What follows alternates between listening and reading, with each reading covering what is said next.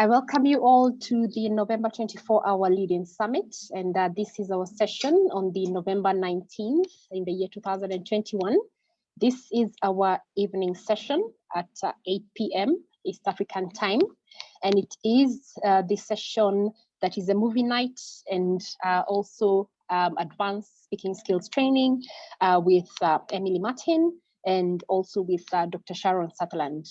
So this is part of the Fellowship National Certificate, the 5 months program that is ongoing for fellows in Kenya that ends in this month of November, with the graduation happening tomorrow as fellows present their inaugural Ignatian lecture on conflict transformation. We will start off with the words of the Kenyan National Anthem, and then we will be able to invite Emily Martin to guide us through the American anthem. So wimbo wa taifa kwa lugha ya Kiswahili.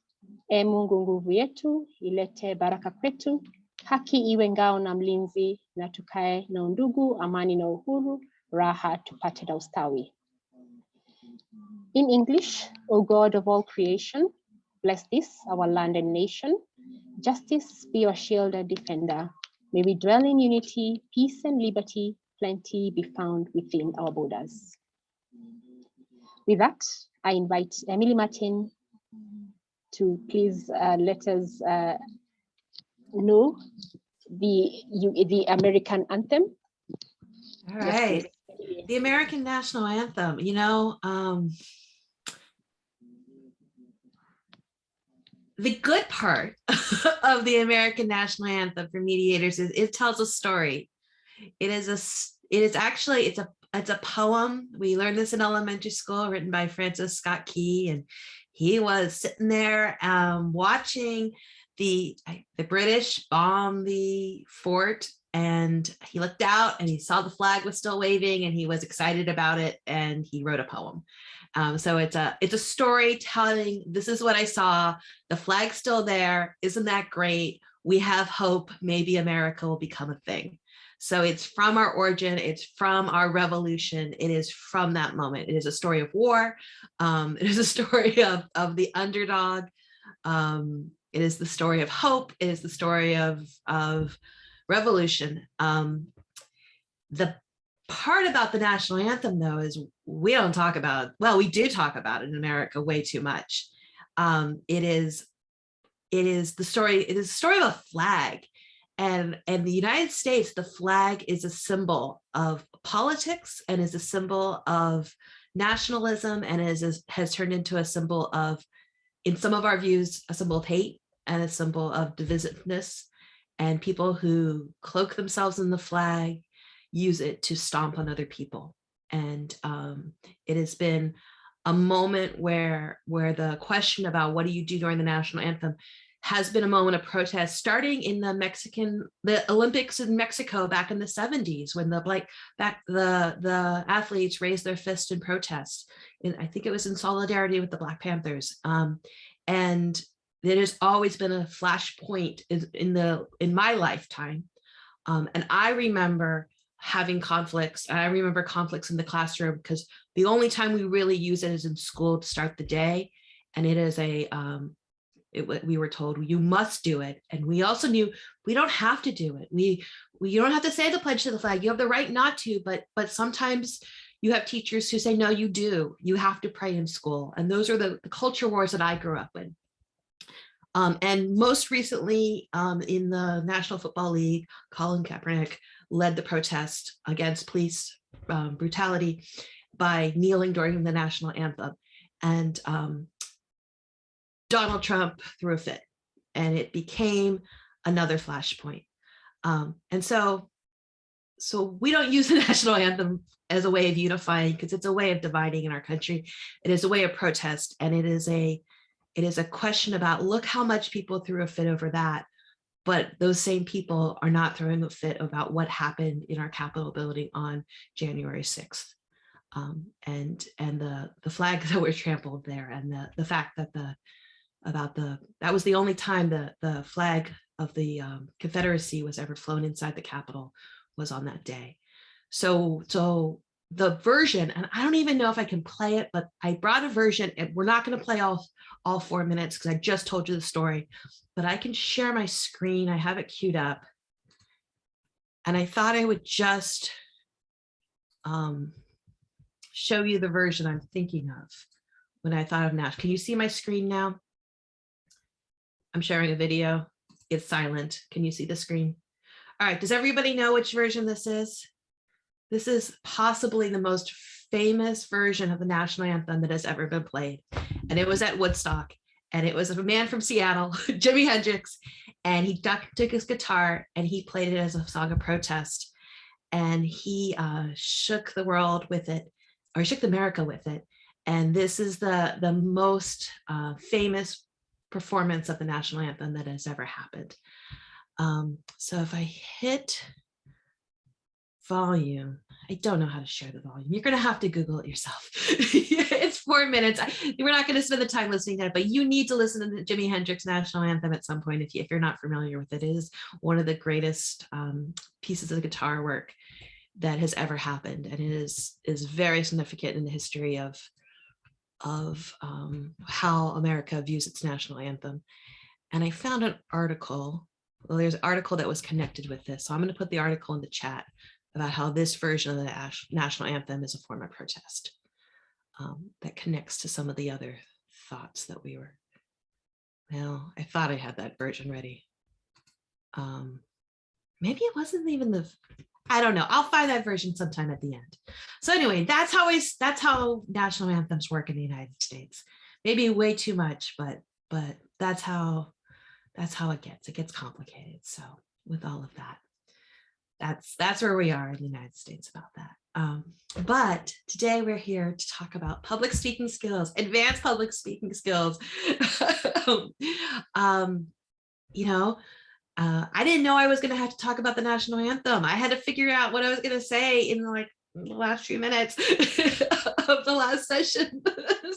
So that is not how you do public speaking. Remember, the key part of all public speaking pieces were practice, practice, practice, right?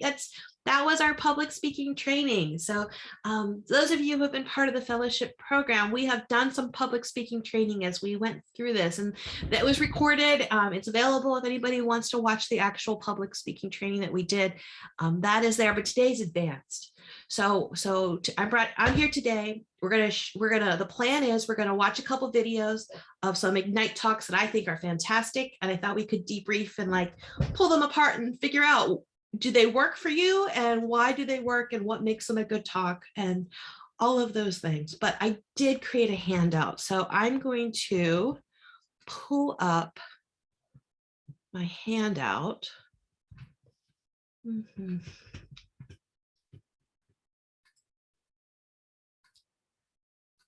And we know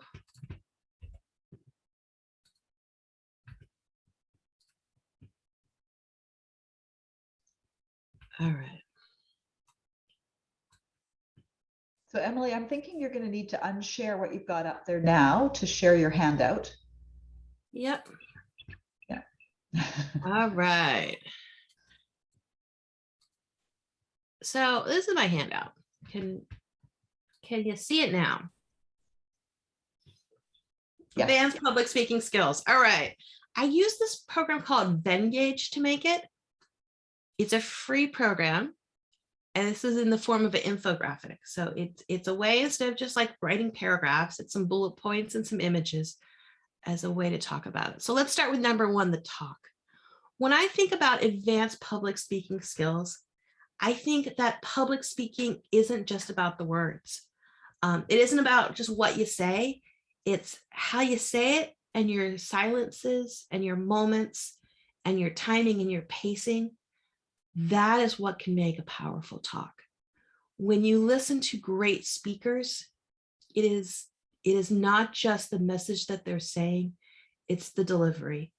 The public speaking skills classes I was taught in college, the professor I had, his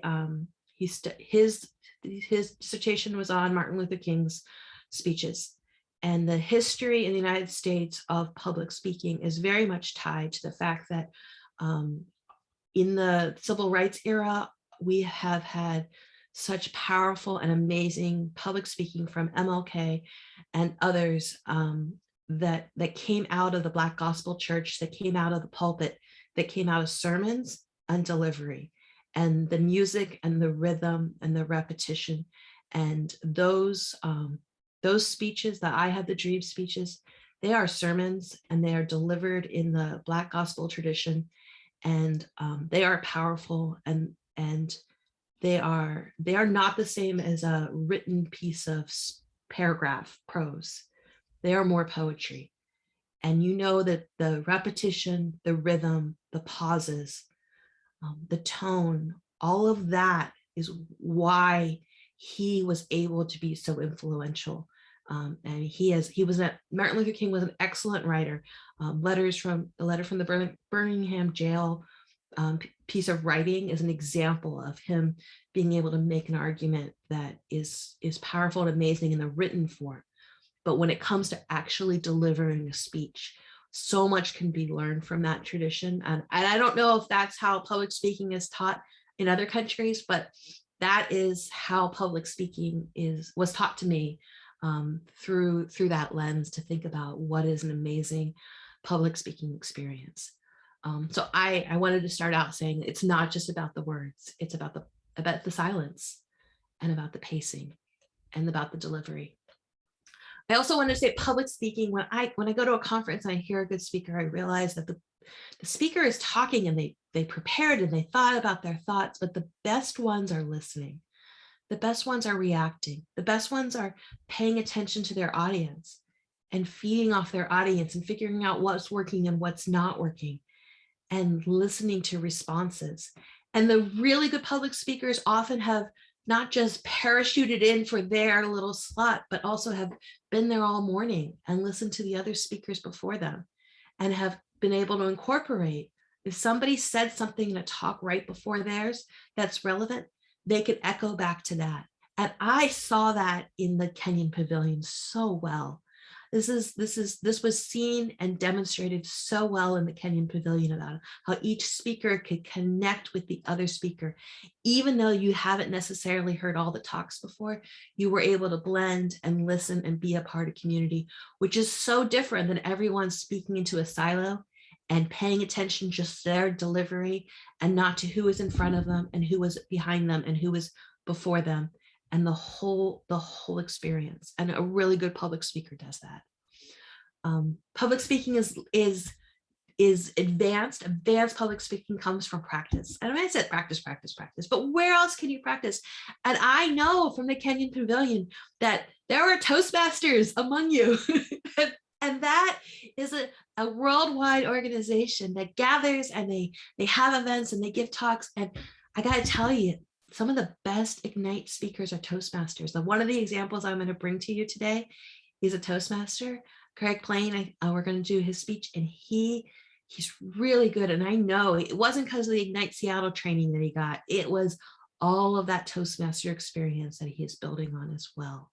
So I know that this isn't news to some of you, because some of you already do it, but I know that it is an amazing resource. One of the speakers that I wasn't going to queue up today, that it's a really powerful talk. She's also a Toastmaster. So I'm going to share Ginger's talk to you as well. I'll go find that link at some point when we're showing a video. All right. So the other place to good public speakers can learn their craft by listening is to listen to storytellers. Is public speaking different than storytelling? It's all connected, right? And the best public speakers are often the best storytellers. They give connection, they give context, they give metaphor. They connect with their audience in the form of a story. And there are some really amazing storytelling programs that, like, I listen to podcasts, and there's some really great podcasts. And the podcast that I thought about was The Moth. I learned from listening to The Moth. But I know there's so many other kinds of storytelling way beyond and way earlier than the land of podcasts. Storytelling is such a huge part of so many traditions.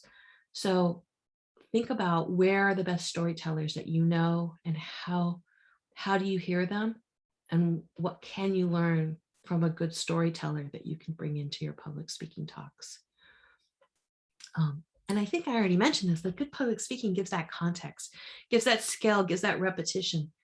And one thing to think about this, and this is something I did not fully appreciate until I became an administrative law judge, because part of my job is a mediation, and part of my job is I am a hearing officer, and I have parties come in before me, and it's like it's a court case, you know, there's an opening statement, and one side puts on their case and calls witnesses, and the other side puts on their case and calls witnesses. And at the end, they say, we're going to send you our legal arguments in a month.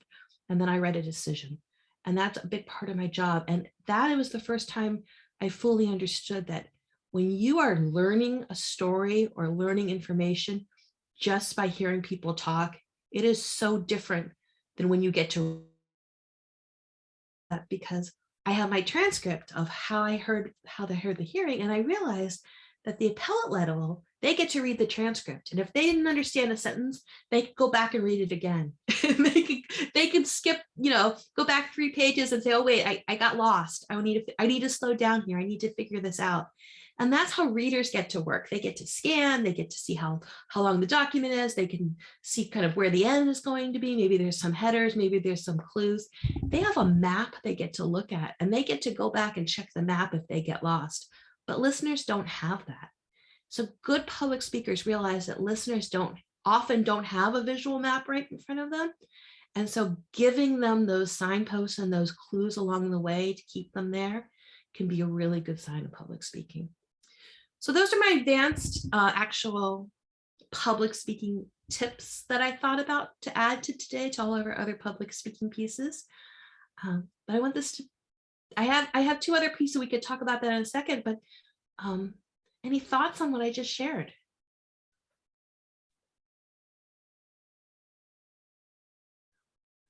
All right, number 2, I was talking about the handout. And in the last few years, what I have found can be an effective handout is an infographic, right? It is colorful, it is digital. I'm not printing anything out, so I'm not using a lot of orange ink. And there is software programs like Venngage that makes it pretty quick to take a template, cut some pieces out, add a couple pieces, and make a flyer like that you're seeing here. I'll show you, I'll back up so you can see the whole flyer looks like this. But in the pieces, it helps me divide it up into 3 major areas. We have the talk, the handout, and the networking. So I do think that having something for the takeaways is important. And that was something I learned from Sharon. Sharon and I were doing some talks, and we talked about the importance of the takeaways. What do people walk out with? What concrete things can people walk out with? And how do we make sure that they see what they are? So when I learned public speaking from Sharon, one thought that I had was about paying attention to takeaways. And one way I currently often do it is an infographic like I made for today. I think this took me, maybe a half hour to put together. You know, I had done some thinking in advance to figure out structurally what I said, but it helped me think it through a little bit. The other thing that sometimes I do is I do sometimes use PowerPoint slides, and a good PowerPoint slide for a presentation is not a good handout. It is a good PowerPoint slide for a presentation helps highlight or accentuate the speaker's talks, but should not have so much data that the speaker gets overwhelmed. But sometimes all that data is really useful, like especially in a legal conference where you want to have all those sites, you want to have all those footnotes, you want to have all that detail. So you want the audience to be able to have the PowerPoint and take away and be able to find what they need. And by having that data in the PowerPoint, they can remember, okay, at this point she was talking about X. Oh, here's the data for X. And so in those cases, what I sometimes do, and a lot of times those conferences need written material with detail. So you don't just want to use your PowerPoint, because a detailed chalk through PowerPoint is really hard to read for the listener. But I use an annotated PowerPoint sometimes where I put all those footnotes, where I put more information, where it's not what I have up on the screen as I'm giving a presentation, but it is there as the resource to like find all the sites.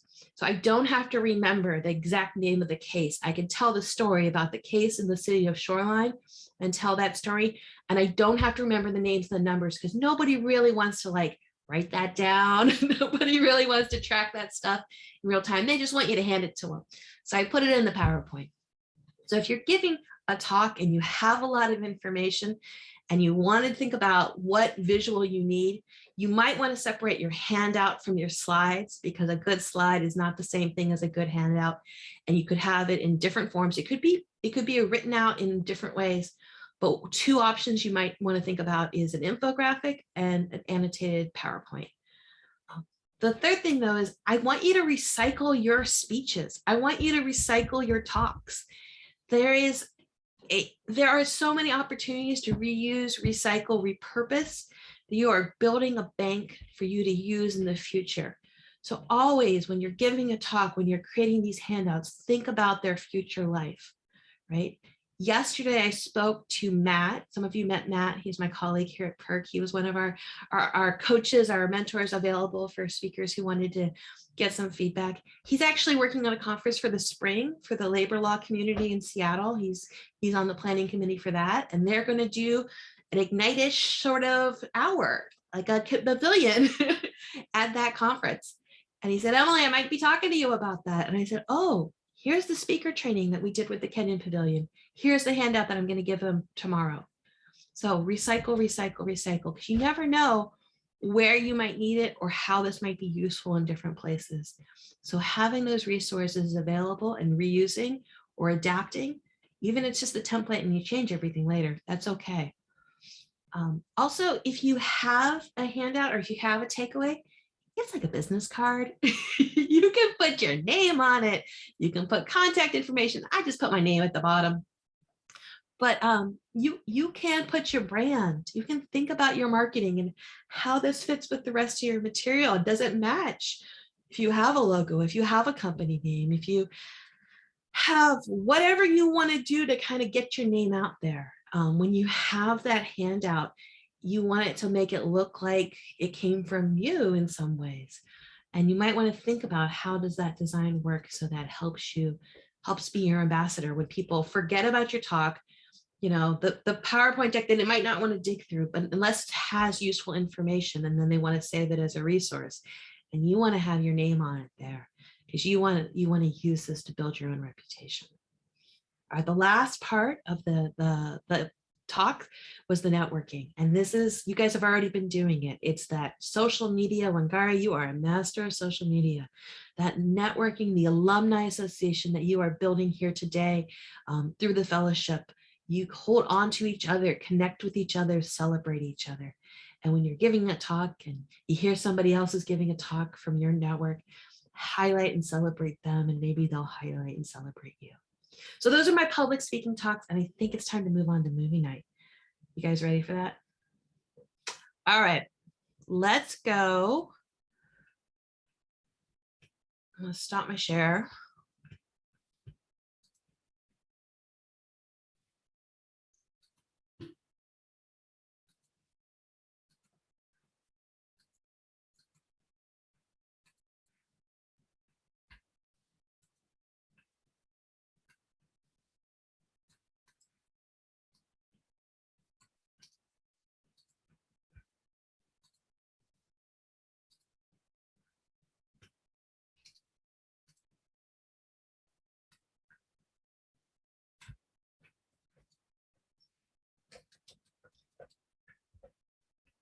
I put the link in the chat, but I'm going to try to play it right here.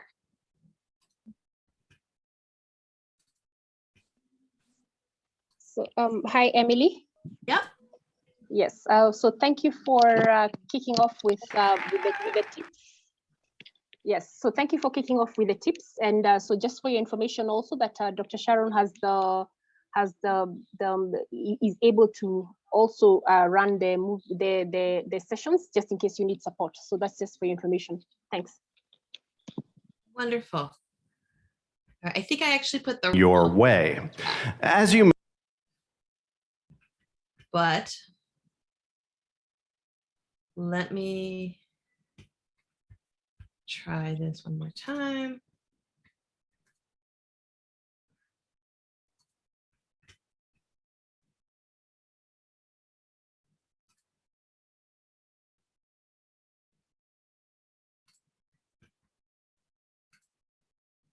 But sometimes other people haven't realized that yet. All right.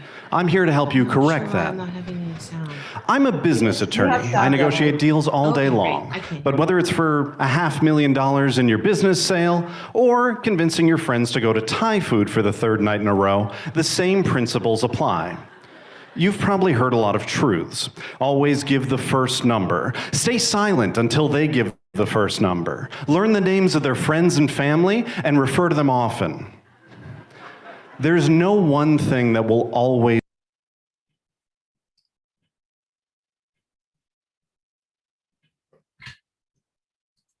work, and anyone who tells you otherwise is lying.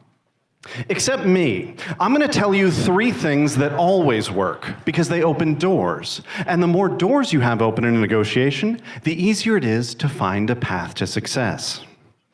Number 1, collaborate first.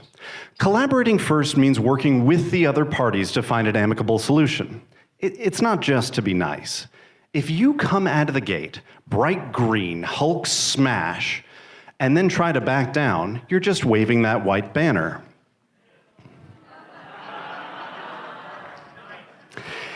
If you keep cool, you can always escalate later. An attorney gave me a call, and they came out of the gate shouting and insulting my client. After 10 minutes of this, they'd finally run out of steam. And lo and behold, they apologized for their tone and agreed to terms in my client's favor. What did they do wrong? If you come out of the gate hot, your only choice is to erupt. If you start cool, you have more paths open to you. At the start of a negotiation, you don't know what the final door is going to be, so you want to keep as many paths open as possible. Number 2, at the start of a negotiation, you need to discover one thing as quickly as possible. Why does the other side want what they want? Usually it's easy. They'll tell you, oh, they want Italian tonight, or they'll sell you the car for less than it's worth, or the zookeeper keeps telling you the sloth isn't for sale. But are they right? Are they trustworthy? After a lot of research, it turns out the zookeeper is, but the others, do they even know what they want? Or are they just saying what they think you need to hear? I had another attorney tell me that we couldn't close a deal until March 1st. No ifs, ands, or buts, locked in stone. My client wanted to close earlier, so I asked the inevitable question, why? Turns out they had some equipment that they couldn't move until the 1st because they didn't want to have to store it somewhere. Knowing that, my client was totally happy to pay moving and storage costs to be able to move in 3 weeks earlier. It's a win for my client, and it's a win for them because they don't care one way or the other. That's the thing here. You find those low-cost trades. You trade something that doesn't matter to you, a little bit in storage fees, for something that's high value, like getting to open your office earlier. But you never know unless you ask why. If everybody walks away from the table thinking they've won, you've done your client a tremendous service. If the other side walks away thinking that you've won, you are in for a world of hurt. Why? Before I go further, I want to make this clear. I am not suggesting that you need to make objectively fair trades. You're not looking for objectively fair deals. If you do so, kudos, gold star, you did great. But for the vast majority of people, all that matters is getting the perception of fairness. If they don't have that, they'll come back, and I've had this happen time and again. We get a deal, handshake, everybody's happy. 2 days later, somebody comes walking around. Actually, I lost the check in the mail, or there's a lawsuit pending. It's really easy to push somebody through a door, but it's hard to barricade the door behind them. If somebody willingly walks through that door, though, it's pretty simple to keep them there. Your goal in your negotiations is not to outsmart everyone. Your goal is to look around the table and see everyone with their thumb on the scale and convince them that they are pushing hardest. If you do that, everyone walks away happy and you have a deal locked in stone. So 3 things. 1, collaborate first. 2, ask why. And 3rd, everyone wins or you lose. Use all 3 on your next negotiation, whether it's divvying up startup equity or deciding what you're doing later tonight. I'm Alexander Theo Harris. You can find me online at apexlg.com or on Twitter at Satire. Thank you for listening. And I All right, it's a discussion. I have some reasons why I picked that one to share, but let's talk about it. What'd you guys think of that talk?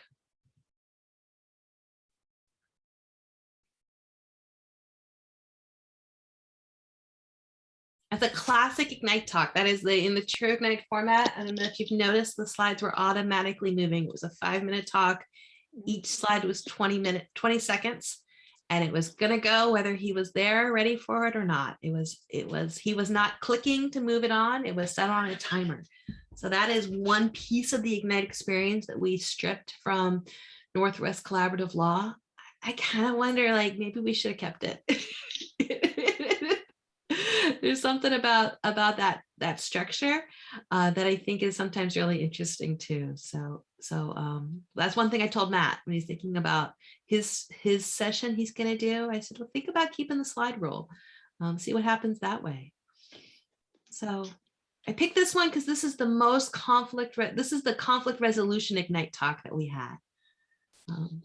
So I could not hear it, so I actually haven't listened to it for a while.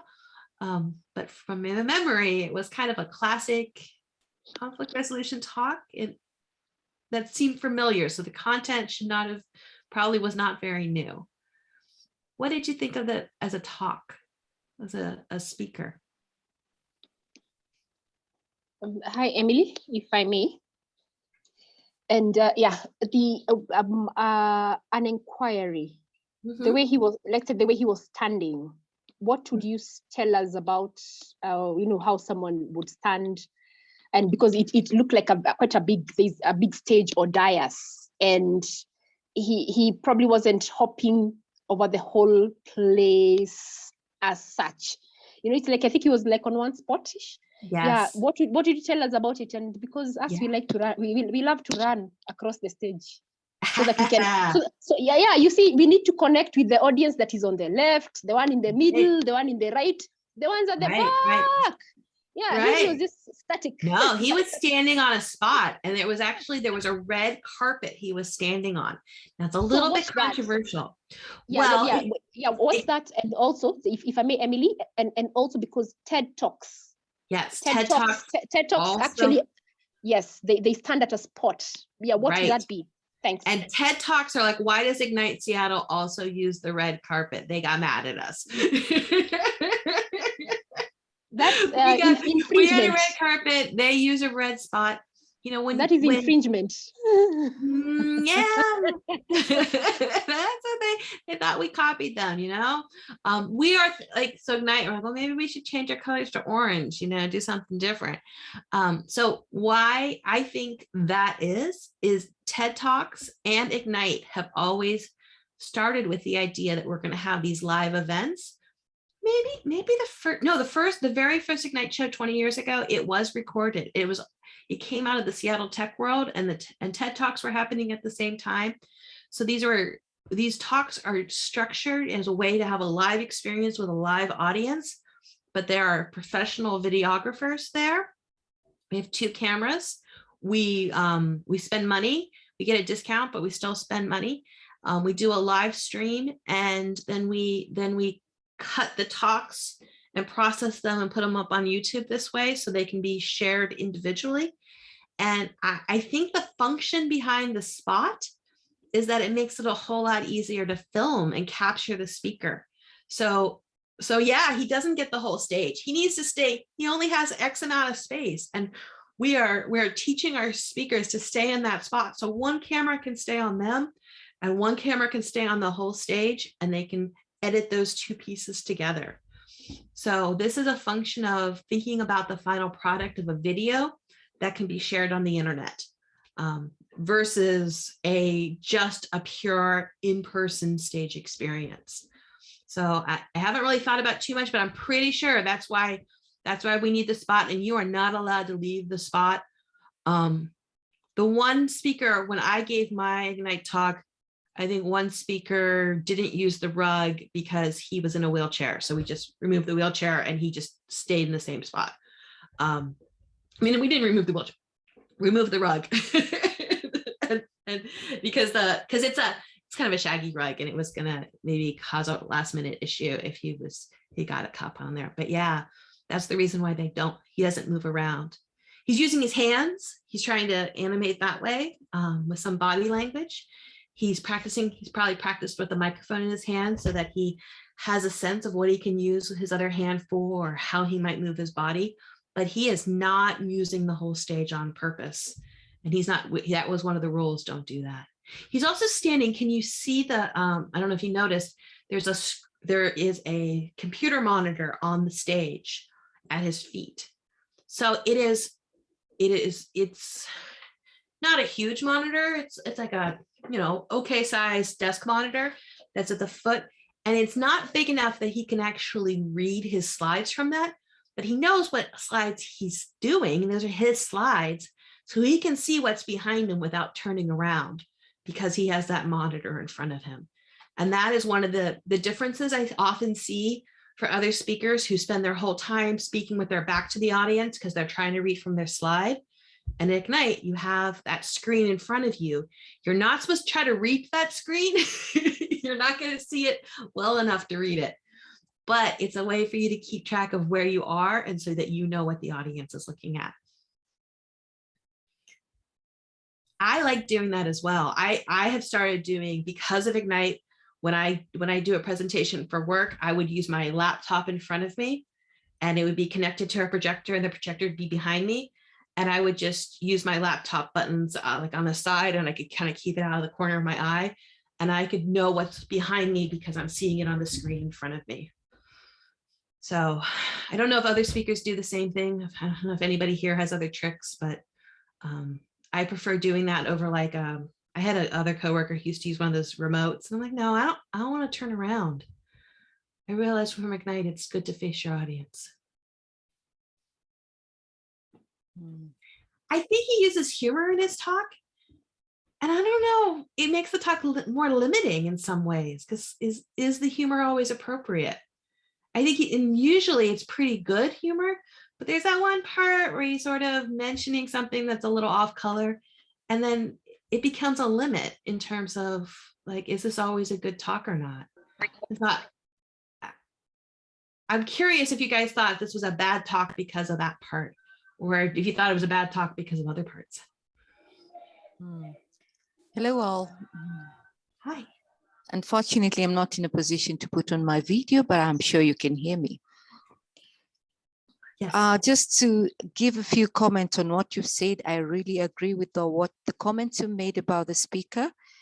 And my take on that is one of the main reasons why probably he was not moving around the stage is one way of distracting your audience is by moving around. Because psychologically, when you start moving around, people tend to observe your body language and stop listening to the key content of what your message is. So I guess the reason why he stood in one place and gave the message was so that the message that he was giving would come out appropriately without any distraction from his body language or his body movement. That's one of them. In terms of what you've said, there's something you said that he meant, which didn't come out very well. Well, I guess the audience really matters when it comes to the presentation you're making, and the audience could be varied. It depends on the topic that you're giving. Probably when it calls for a joke, some humor of some sort, it's a kind of it's the kind of audience that you're delivering your message to. If it calls for some humor, to probably your audience is getting a bit tired, or they look like they need a bit of a, could I call it a pinch up for them to be able to get back to your speech so that they don't feel bored. You can put in some humor, but of course the humor has got to be appropriate with the kind of audience that you're having. That said, I think I love the way that he made the presentation, and it was very important, and it came out very clearly. Thank you very much. Back to you, Emily. Thank you. Thank you. Any more thoughts about this talk? Yeah, yes, Emily.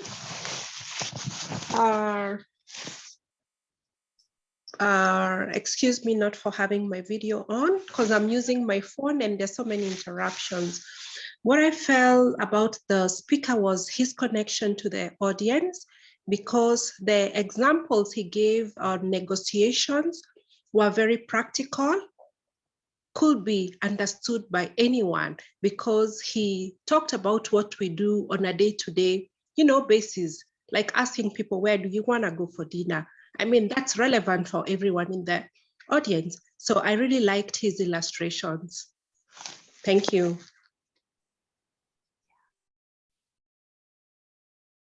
I agree. The reason why I like this talk is I feel like it took the conflict resolution talk that we give to each other a lot of times in a format that could reach more people, because he gave a good illustrations, and I felt like he told a story in a way that might connect. How does this help us as mediators? Does anybody see any lessons from his talk or this experience? Or Yes, I did. Because sometimes in mediation, we do have some terminologies which are very technical. And sometimes, especially when you're mediating at the grassroots, a mediator needs to be able to break down those terminologies, those words to a layman's level. And, even explain the mediation process, explain the stages in a way that you can connect with the disputing parties. So sometimes as a mediator, you also need to understand the word, know the local equivalent to the local dialect, may be Kiswahili. You've got to understand what is the local equivalent of this word. How will I make the parties understand what is a dispute in Swahili? Because parties come and they tell you, because when you talk to the parties, you've got to ask them which language would they like you to use. And when they choose Swahili as opposed to English, then woe unto you if you have no local equivalent word. Yeah. And sometimes even the vernacular, going down to vernacular, to the local dialect, mother tongue, what we call our mother tongue. You've got to know how to break it down to that level, to the nitty-gritties. Yeah, so thank you. As mediators, do you ever switch between languages? Do you ever switch between English to use a word in mother tongue or to use a word in Swahili because it's a better concept or a better way to tell that story or a better way to connect? Sometimes it's a better way to connect, especially when you see the parties, you've lost the parties, and they will ask in the now Swahili, maybe, what do you mean by that? So then you need to explain further. Yeah. My world of mediation is labor relations, and it's collective bargaining with unions and employers. And I've had only a few experiences with people who have other languages and using an interpreter. But there is a strong tradition of working class labor relations using strong and frank language and occasionally a well-placed obscenity to make a point. And there is a moment sometimes where mediators in my world, we use that strategically to connect with a group that they're expressing an emotion. And if I can reflect it back, that I hear what they're saying and I use a stronger word to show that emphasis, it makes a connection, which that's just, I guess it's a dialect or it's a form of language that's different than mainstream business language. And it tends to be, for me, in a union caucus versus a management caucus, but sometimes it's actually the management caucus that's appropriate. Because just in my work in my mediation worlds, that sometimes that's a way for people to connect authentically, to use different types of language as a way to express an emotion or make a connection, as a way of punctuation. So I think that's a really interesting aspect to think about. And it sounds like with Kenya, there's different levels of actual different languages, not just formality or informality of language, or off-colorness, or a little bit of colorfulness. I guess that would be the better way to put it. So I had 2 more talks set, but we are at the top of the hour. So Wangari, what I was thinking about doing is putting them in the chat so people could watch them later. And I could turn it back over to you, because I think we're almost out of time. What do you think? Okay, yeah, thank you so much, Emily, for just taking us through the advanced speaking skills. And as you mentioned earlier, I would encourage the colleagues who were at the Northwest Conference and those who are also not there. We have the recordings of the trainings as you were kicking off the Northwest Conference training. And that would also help and beef up what you have supported us with. And thank you for also sharing the resources. I'd like to bounce off to Dr. Sharon and be able to get her comments. And then I know we have 5 minutes into the we have 5 minutes into the closing. Emily Martin, probably you can kindly just select one of the other screenings. And then right after Dr. Sharon has given her comments, you may just screen it for us so that we at least have watched 2 movies. It's been probably a long time for some people since they were last at a movie theater. So at least let them today go saying, I didn't just watch one, they were more than one. So Dr. Sharon, over to you. And then kindly, Emily Martin, you may screen one, and then we will get into the closing. Thank you. Dr. Sharon? Okay, and I don't want to occupy too much time, because I do know that everybody will benefit more from getting to see another good example.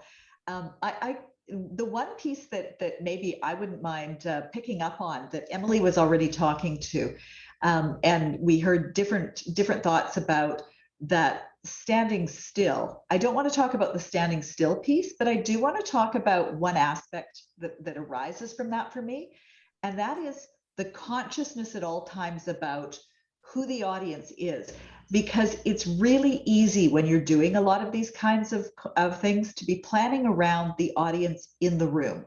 And sometimes that is the only audience, and sometimes that's the key audience, and you're playing to them, you're thinking about them, your movement, your engagement, your eye contact, and those kinds of things are exactly what you want to be focused on. And sometimes your audience is bigger than that.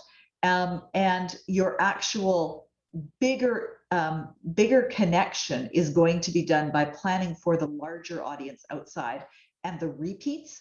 So things like this that are showing up on YouTube, they're an opportunity. And I'm not talking so much about this one specifically, but as you're thinking about the ways that you might create talks, and you think about packaging, and you think about, where can I get the biggest bang for this? How do I use this the most effectively?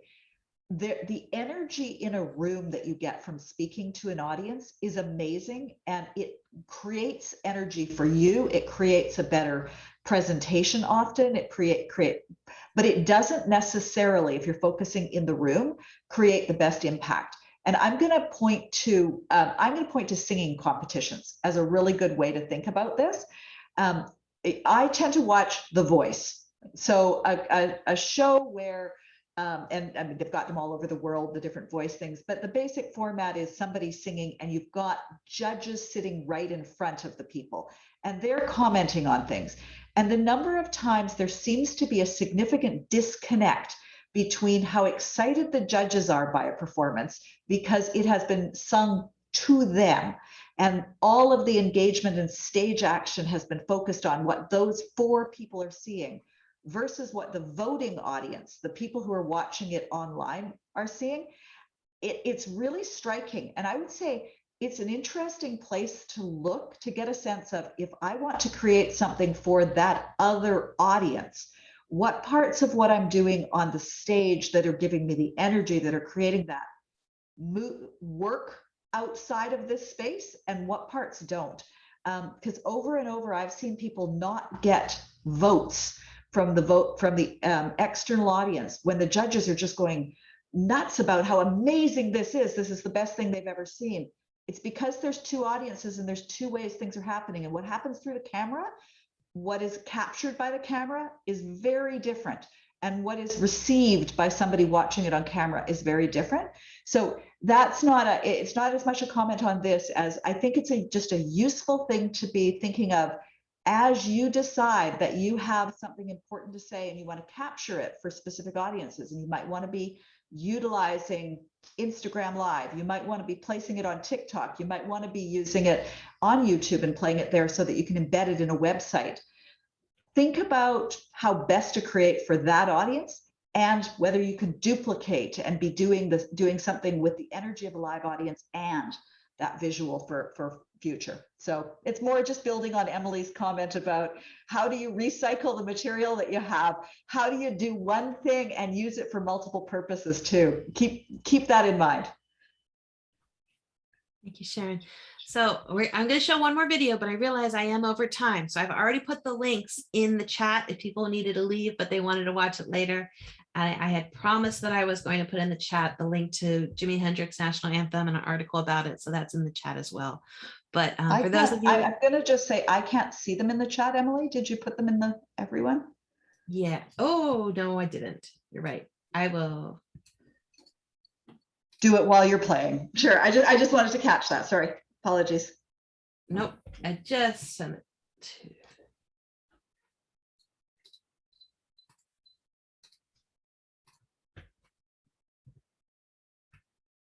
And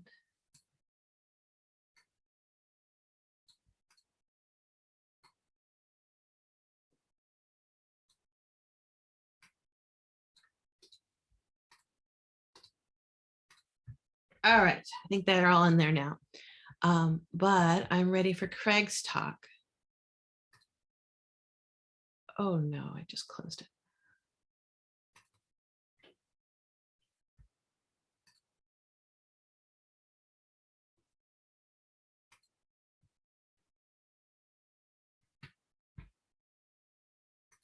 Can you hear it? In 1991, I was a captain serving in the United States Air Force.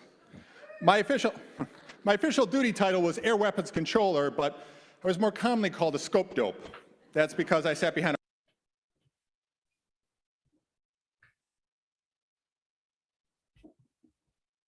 a radar scope and I told the good guys where the bad guys were. I did this with about 6 other scope dopes in the back of the E-3 AWACS radar plane based out of Kadena Air Base, Okinawa, Japan.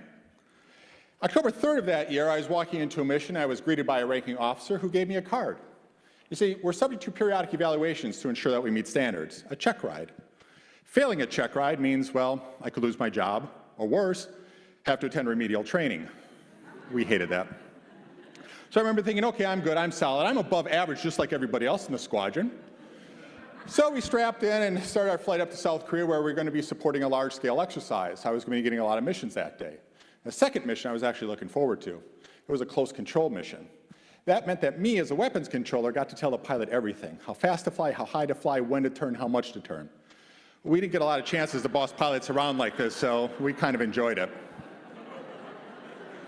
Additionally, it was going to be a faker mission, which meant we were going to be partnering with the South Korean Air Force. I was going to be taking one of their older F-5s, sending it out over the water where it would become a fake North Korean invader. I would then scramble one of the newer F-16 Falcons to conduct an intercept, roll out behind, visually identify, and simulate shooting it down. It was like a live-action video game. These were a lot of fun. So the mission came up. I got my faker out over the Sea of Japan. I got him turned around. He is set. I should not have to do anything more. I scrambled my Falcon. After checking him in, I hear Hangul on the radio. But he's sitting next to mine, happy to speak Korean, and says, "Hey, Gold Star, just change the heading of your faker." That's odd. So I radio a correction, and then I hear Hangul again, and now my Falcon is taking a different vector. This leads to a flurry of activity of me on the intercom with the mission crew commander asking her to get on the horn with Gold Star, the Korean control facility, and getting them to step down. In the meantime, I turn my attention back to the aircraft, where the situation is rapidly deteriorating. You see, two people talking on one frequency means we're jamming each other. Pilots aren't getting any calls. And when one of us do get through, we're giving conflicting commands. When Gold Star finally does shut up, I am faced with a scope-dope nightmare. My birds are 10 miles apart, and they're pointed nose to nose. The technical term for this is FUBAR. You can Google that. So I've got two options. One, I can call knock it off, the sensible thing. Get home, everybody safely, stop the fight, probably fail my check ride. Or you know what, the Falcon's a pretty agile bird. I can kick him south, run him east parallel, come around hard and complete the intercept. Never seen that done before, but hey, I'm above average, I can do this. So I make the call, Falcon 01, hard right, 180. And immediately I have regrets, we're down to 7 miles. Falcon 01, left 090, we're at 4 miles, 3 miles. At 2 miles, I begin losing resolution on my radar screen. The dots begin to touch. I have no spatial awareness. I'm not sure where they are in relation to one another, and this is no longer very much fun. I make a guess, I take a breath, I key the microphone. Falcon 01, left 270, final attack heading. The two dots join into a giant glowing furball on my screen.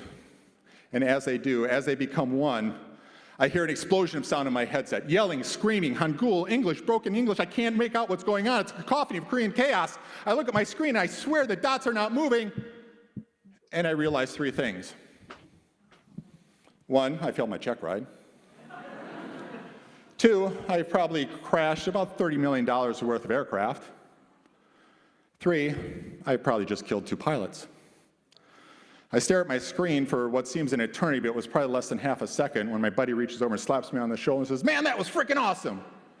Tom, what are you talking about? You rolled him out perfectly. He came out half mile behind. He was able to take him out with guns. They were arguing with Gold Star that they should do such a good job. Oh.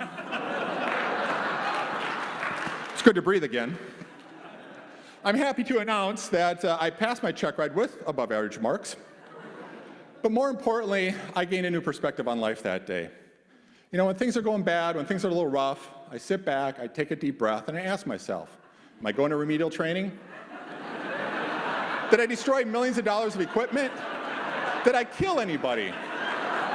If I can answer no to those, I know everything is going to be just fine. Thank you. Thank you for allowing me to share my story with you, and thank you for the Ignite staff for all.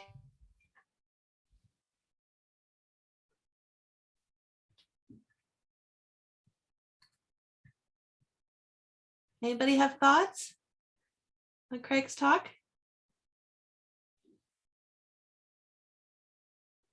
Can you hear me? Okay. Yes, I can hear you. Great. I picked Craig's talk because suspense.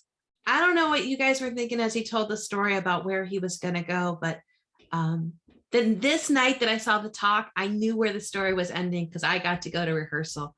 But the first time I heard the talk, I didn't think the story was going to go that way from the talk description and what he submitted and where we were going. And I was pretty nervous, and I feel like he illustrates stakes in a way that when we did the trainings before, and I talked about making your story have stakes and do that, this to me epitomizes some stakes. Because it's a very, I mean, literally it's a high stake moment. And it's also, is this a story we're going to want to hear? Is this a story we're going to want to celebrate? Because we're not sure where this is going to go. But I feel like the payoff was there, right? He showed you the stakes and they gave you, for me, there was a payoff. So I wanted to share Craig's story for that. I also wanted to share Craig's talk because I know as a Toastmaster, he has his practices of practicing as his talk. And it wasn't this talk. He gave another Ignite talk about the death of his daughter. And afterwards, we did a debrief, a postmortem with him. And he talked about in the month before that talk, he was giving it over and over and over again. And he was living with the ghost of his daughter, and he was reliving the death of his daughter. And it was an intense month. It was during the pandemic, and he would go for walks and he would practice his talk because it was an online show. But but there's something to that, and there's something about living in that, and there's something about somebody who does their talk with so much focus on how it's delivered, that I think Craig's a master storyteller. So when I thought about those advanced speaking tips, I was thinking about Craig when I started today's talk. Final thoughts, anybody? We're over time, but how do we close up, Wangari?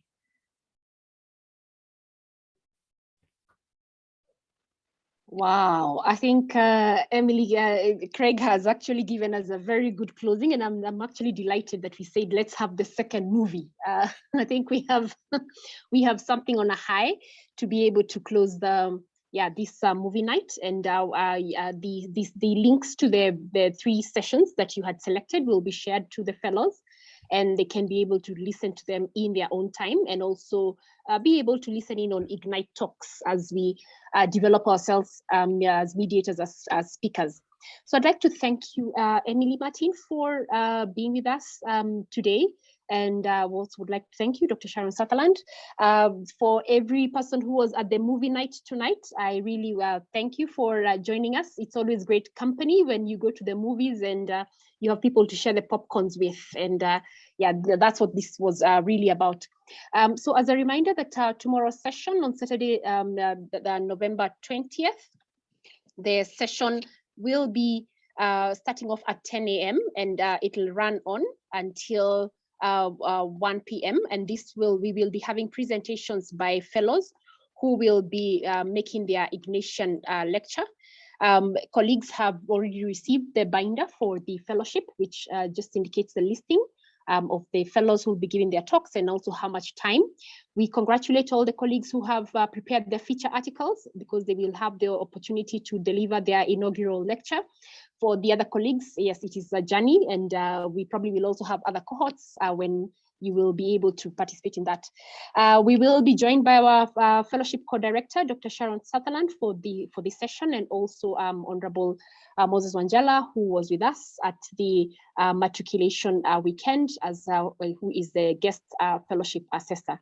So I say asante sana, and with that, we'd like to lead us into the Kenyan national anthem so that we can be able to close on this session.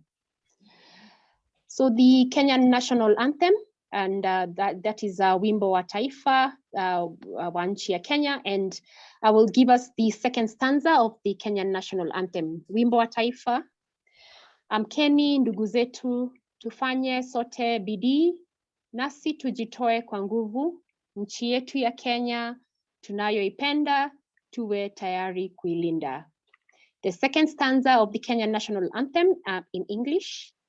Let one and all arise with hearts both strong and true. Service be our earnest endeavor, and our homeland of Kenya, heritage of splendor, firm may we stand to defend. I thank you all for joining us, and this has been a great evening together, and we are looking forward to the next time when we will be able now to also join in other sessions as we have other movie nights. So Emily, do not be surprised when we knock in again for another movie night with you. So asanteni sana, and God bless you, and give you a good restful night, and also a good day for the colleagues who it is daytime in their sides. So God bless you, and goodbye. Bye-bye.